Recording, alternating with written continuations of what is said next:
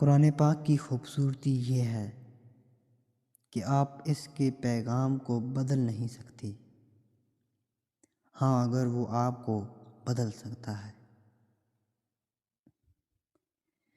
جس کے ہاتھ میں قرآن ہو، زبان پر اللہ کا کلام ہو، نہ وہ دل بے سکون ہو سکتا ہے اور نہ وہ ہاتھ خالی ہو سکتا ہے۔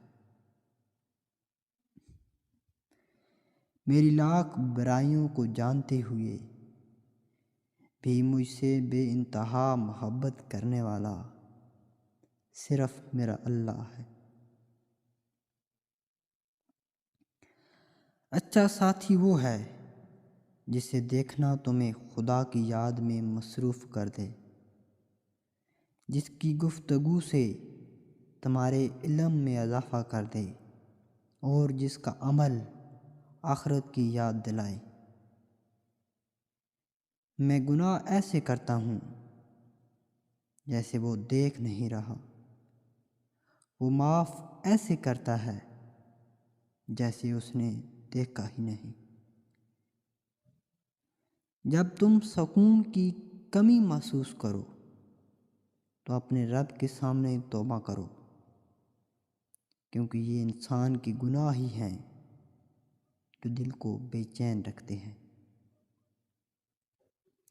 لوگ جتنا بھی دل دکھائیں یہ یاد رکھا کریں کہ جب اللہ کے بندے ہمیں توڑتے ہیں تو ان کا توڑنا ہمیں اللہ سے جوڑتا ہے۔